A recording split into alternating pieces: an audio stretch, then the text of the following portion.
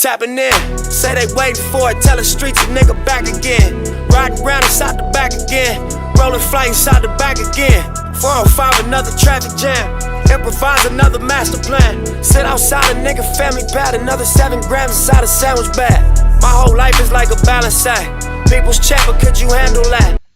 Hey y'all, it's Parlay and we back, and we got a good bit to discuss, man. I'm gonna put this into a 5 to 10 minute box.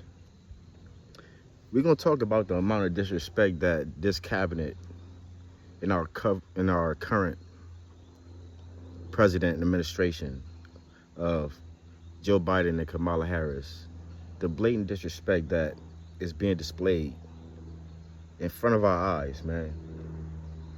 It is absolutely frightening and sad how diabolical these people are. It's sad to say and sad to see how much they do not care for the citizens and the legal immigrants of the United States that pay federal taxes, state taxes. How hard us as citizens have to work to be able to pay these taxes. And at the end of the year, when it comes to tax season, how we still have to pay taxes on the money that they already took from us, to go and take that money and give it to all these other countries that's doing whatever they are wanting to do with the money that they give them. Not even a month ago, Vladimir Zelensky came to our country and got another couple $100 million like that on sheer conversation. Just the other day,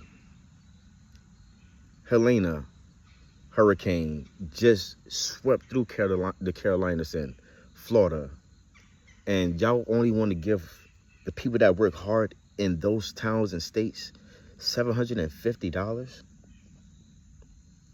$750.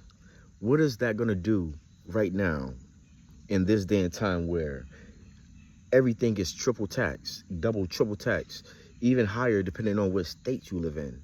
People are leaving California, New York, Connecticut to move to the Midwest and stuff where we're not getting hit with these higher taxes, where prices are lower but still high for the people that actually live in those states. The amount of disrespect that's being displayed, man, shows you that America is last and will always be last with an administration like this. How heartbreaking it is for the people that's losing family members, people that can't provide for their family, people that have to work 2-3 jobs in order to maintain a simple life. A simple life. You can't even really go on vacation like that anymore. And for this lady to sit here and say, oh, we're giving out $750 to families that are in need of supplies and food and all these other things. It's sad, man. How are people going to be able to cope with this? How are they going to be able to rebuild their community with that little bit of money that you guys are giving? Not to mention, FEMA said that they have run out of funds. Here's a quick fact. This year, compared to last year, has doubled from 350 million to 650 million that they have overused in FEMA funds that's supposed to support these nations, our nation, in natural disasters. How come Kamala Harris and Joe Biden don't ever talk about what happened in Hawaii? Why aren't they addressing any of these situations that's happening on U.S. soils, even territories that's part of the United States? We are not doing anything. Well, they are not doing anything to help protect, secure, and make these people feel safe. And yet, you want to use our money.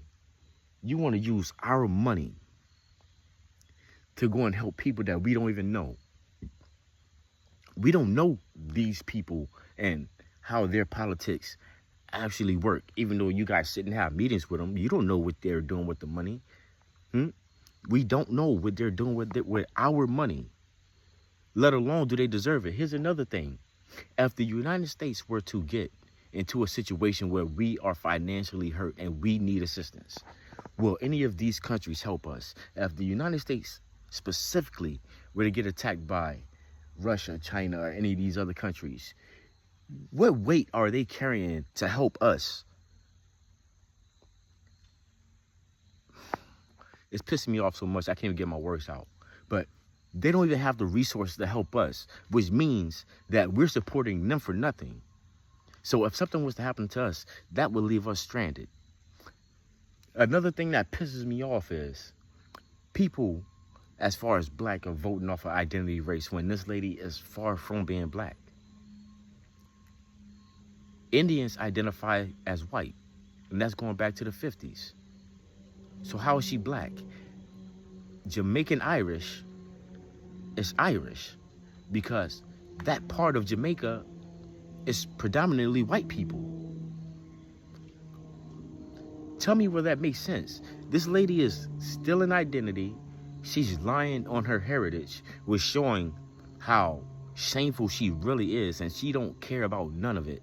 She'll do anything that she can to get her vote, right? Help me make that make sense, please, because we're at the point where if Kamala gets into chair, right, over the next 4 years, there will be no coming back. There will literally be no coming back in making this country stable again. They're shipping all of our hard-working money overseas. They're taking all of these hard-working people away from their jobs and moving those businesses to Mexico, Europe, Taiwan, Asia, all of those other countries. And we have nothing to stand on. We have nothing to stand firm on.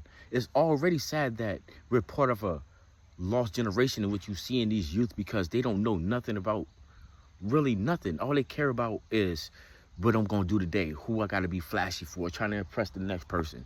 They don't know nothing about politics, which confirms to me that what do the future hold for us as a country, as a nation? Where do we stand in this world?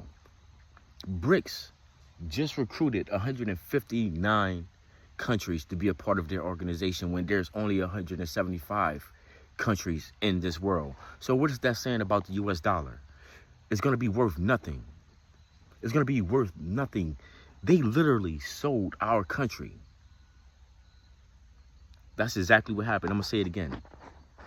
The Biden-Harris cabinet literally sold our country, and there's nothing that we can do about it. How are we paying money to protect other people? Help that make sense. We're supposed to be the one that have put them on tap. They're supposed to pay us.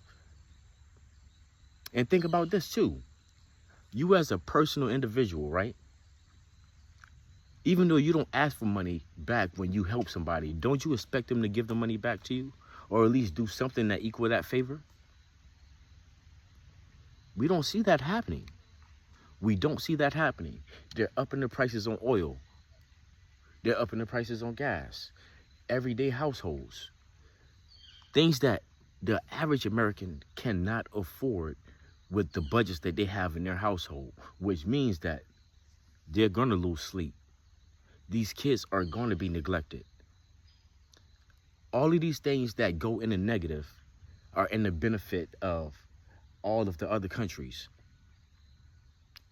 These presidents, senates, governors, all forget who the hell they work for. They work for the people of this nation. They forget that. And they use their own personal interests for their own pocket games. You can tell how corrupt these people are. I would rather have a president with 34 felonies that puts America first, opposed to someone that's going to keep lying and giving away all of our resources. If that makes sense of what I said to you guys, Y'all let me know how y'all feel in the comments. Please watch to the end. It's your boy Parlay. Y'all make sure y'all like, comment, subscribe, and hit the notification bell, man. It's crazy, man.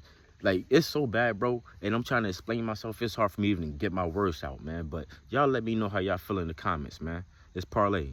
Got an attitude problem, so what? So what? I pour down doors up, so what? So what? I'm going to the top floor, so what? So what? You got a down one day, so what? So what? So what? So what? So what? I got ice on me, so what? So what? So what? So what? So what? I keep a knife on me,